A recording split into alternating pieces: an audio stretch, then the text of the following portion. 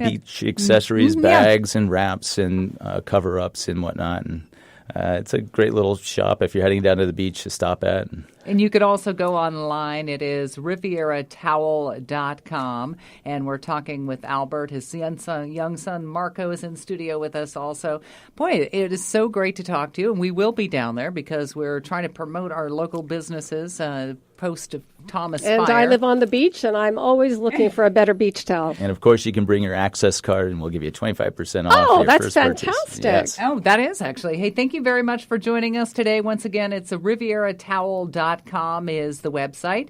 And Albert, Marco, thank you for being in today. You can check us out at coworkradio.com, and you can listen to this show if you'd like again. We're on iHeartRadio, iTunes, YouTube, too, and we'll be right back after this with a little break, and then we're back with Barbershop owner Richie Ramirez.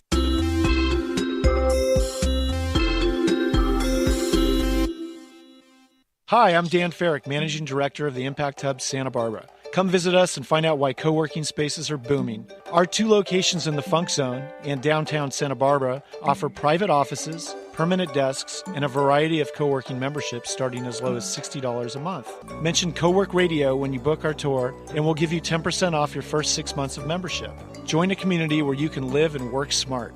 Go to impacthubsb.com or call 284-0078 to find out more. Hi, it's Catherine Raymock. Are you buying or selling a home? See Compass Realtor Terry Ryken. I went to Terry because of his reputation and experience, but was quickly taken by his genuine enthusiasm. It's that combination that truly sets him apart. Terry specializes in properties in Montecito, Hope Ranch, Santa Barbara, and Santa Ynez Valley, and has 39 years of experience as an agent and broker. There are so many realtors to choose from, but only one Terry Ryken. Find out for yourself. Google search Terry Ryken. Do you have a special event coming up? Go to Zoto's for all your party needs. At Zoto's, they offer packages for birthday parties, corporate and team building events, accompanied, of course, with a light show, DJ, delicious food, bowling, and full bar. Call 967-0128, where the staff will help you plan and execute an exciting event, all within your budget.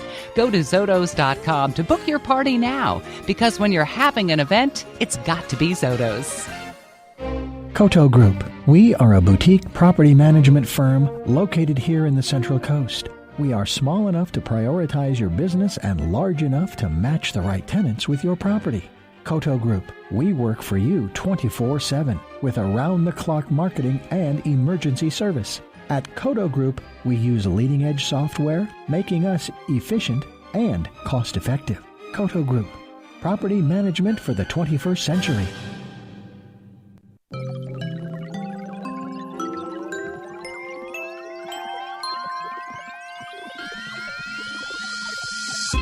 Welcome back to Co-work Radio here on KZSB 1290 AM. I'm Catherine Raymock. And I'm Jay Walker-Wood. And we are a show all about the modern entrepreneur. Each week we interview 2 company founders, and we're really focusing it's not quite post, but almost post, Thomas Fire, and all of our local businesses that have really been affected by the fire. So we want to have a couple of local entrepreneurs in, and Richie Ramirez also joins us, a.k.a. Richie the Barber.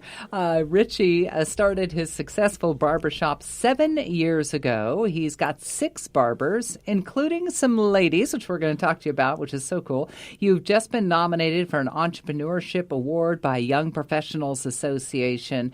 And you, like our last guest, also make giving back to the community part of your business model. So welcome. How are you today? Good. How are you? Good. Boy, you got good hair. Thank you. Well, he should. You always wonder when you go to a hairdresser and Yeah. they don't have good hair. But if the haircut's good, you should be looking at the partner, because usually somebody else cuts your hair. Yeah, definitely. You don't cut your own hair. No, right? I don't cut my own hair. I Yeah. do my own beard, but I have one of the girls in the shop do my hair. Oh, you do? Okay, Yeah. so I have to ask you about the beard, which has gotten this huge resurgence recently. Sure. A surprise over the last few years, or is it just kind of a cyclical thing? What's up with the beard and guys?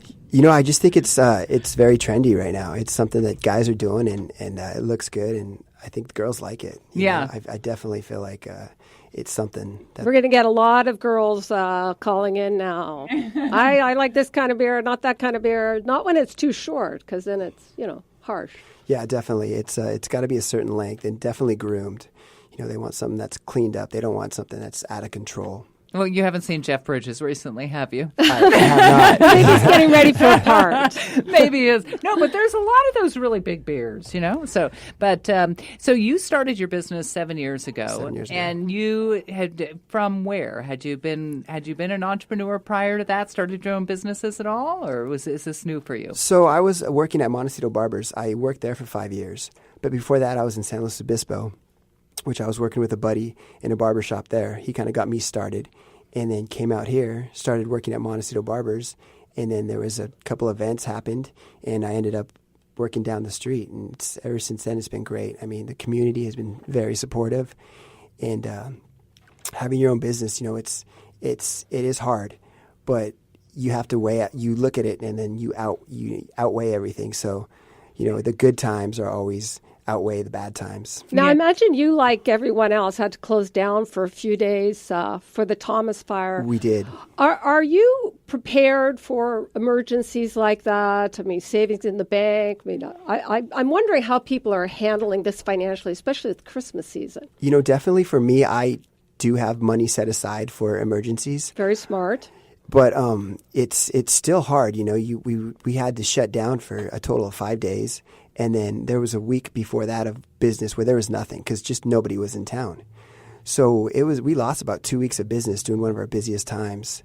And but on the other hand, the community has been so supportive and coming in and trying to, doing what they can and coming in to get haircuts. Double haircuts. Yeah. So all the men are walking around bald because they got too many haircuts Exactly. at Richie's the barber. Well, Jane and I were talking about this because there was a couple of hotels that literally shut down. And so not only are people, not making their wages, but they're also people that depend on tips. This really affected them as well, right? Definitely. The Biltmore was shut down. Yeah. It's still shut down. Yeah. And San Ysidro Ranch. And that's huge because, usually we have a huge rush of tourism, coming in for the holidays. So we have people who are staying there and they send them over to us, but we didn't have that this year. So we had a huge loss. And then everybody being out of town was, it was a ghost town. Yeah. I feel like there's going to be a silver lining in this, that people are becoming very aware how important it is to shop local. I know it really hit me that I'm buying way too much stuff online or buying things out of town. And if we don't shop local, there won't be any shops here. Definitely. And yeah, it is huge. I do see a lot of businesses going out. Like you talked about Wolf's Head, they are going out of business. I think yesterday was their last day. And so you see these retail stores on State Street that are just getting hit so hard. They can't stay in business. Yeah, lucky for you, people can't get their hair cut online, exactly. Right? But so what is it about the old-fashioned barber shop? It strikes me as something that there's like a sense of community there or something, like in a little bit of an escape or what definitely. is it? That's exactly it. It's somewhere, you guys just kind of like to gather and they all gossip and talk in there. My husband comes home from your shop and says, "Oh, this." And I'm like, "Where did you learn that?" And he's like, "Well, I learned it at Richie's Barbershop." Yeah, right. It's. I mean, you can forget CNN and Fox. I'm at Richie's Barbershop.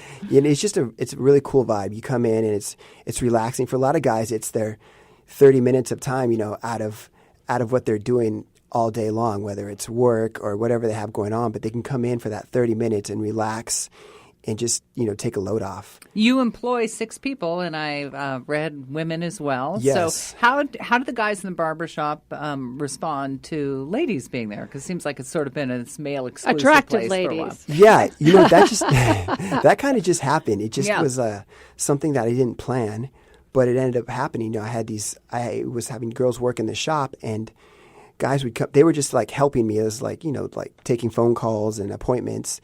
And guys would come in and be like, "Hey, are you available?" So I would look at them well, she doesn't cut hair.